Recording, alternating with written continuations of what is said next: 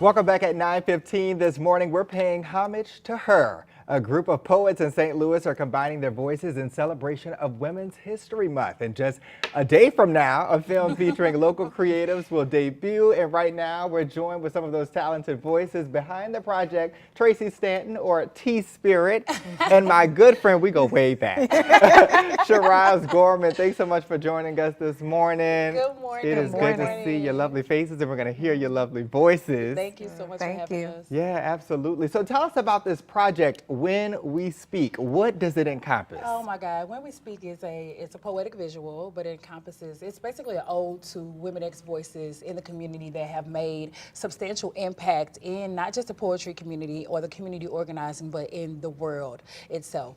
And not only does it have some of the most legendary poets that St. Louis has, but it also has some of the community organizers that have made dramatic policy changes in St. Louis. Inez Bordeaux, Christian Blackman, Ohan from For the Culture, right? So we really have, and Maya Lee, who is also with the Freedom Community Center, someone that I developed in the organizing community. And then we have like 20 other femme folks and just women with the X folks that have contributed to in multitude of ways. I love it. So I want to hear from both of you. How did you find your passion in poetry real quick, and why is it important for this form to be heard in St. Louis? I want Shiraz. I'm going to date myself. That's what I wanted. My poetry for passion actually came from reading the liner notes inside of albums. So I would listen to my family's album collection and Stevie Wonder and Roberta Flack. Just, you know, I would just follow along, and then I would go back and grab my little journal and, you know, I would do my thing. I thought I was writing songs, and my mom found one of my journals, and she was like, "Do you know what you're writing?" And I was like, "Well, I'm writing like how Stevie Wonder and Roberta Flack sing." And she was like, "This is called poetry." And thankfully, she introduced me to Nikki Giovanni.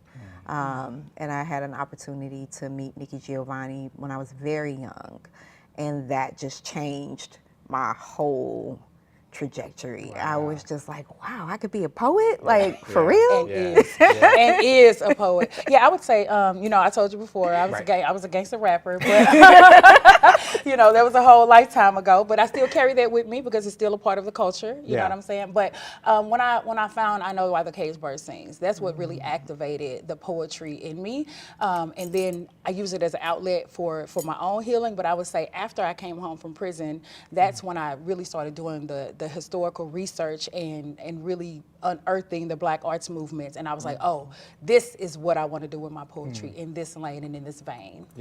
So why do you think it's so important to highlight and uplift women's voices like this, especially right now in the climate that we're in? Child, you know, Black women saying they tired, okay? But I also want to just put a caveat is like Black women identifying people, right? So to be inclusive, because there's so many queer people, trans people that have contributed to the arts and to the collective movement. But I think it's important right now because we've been putting in a lot of work, you know what I'm saying? A lot of work to heal our communities, to create space and opportunities for us to be happy, whole, healthy, and free.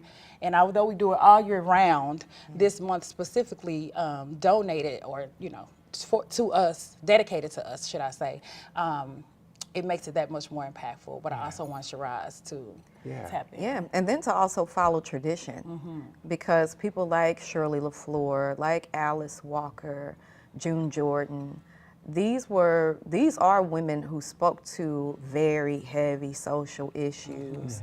And for me, it's so important to just stay within that tradition and to highlight that, because as somebody who is, you know, considered an elder in the scene, to remind young people, especially young women-identified folk and femme folk, that we have a responsibility. Yes, we do. We have a responsibility.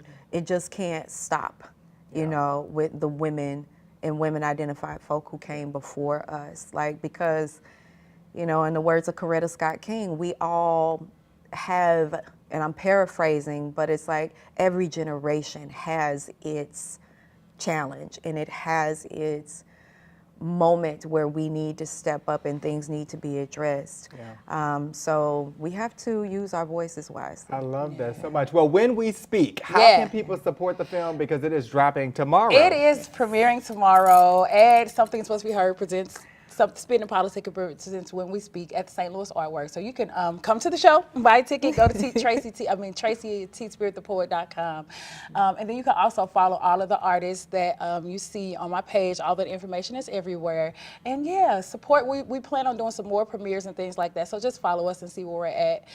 And lastly, it was just important, like Sherrod said, to make sure that this project included some of the elder poets and the newer poets to close that intergenerational gap, because we all have that role and that responsibility. Oh, well, thank you so Yes, much thank for you for coming in having and us. chatting with us and talking about how Thank you. crucial this film is to society right now and to St. Louis. It's going to be great to see y'all put those voices on the map. So thank you so much. Thank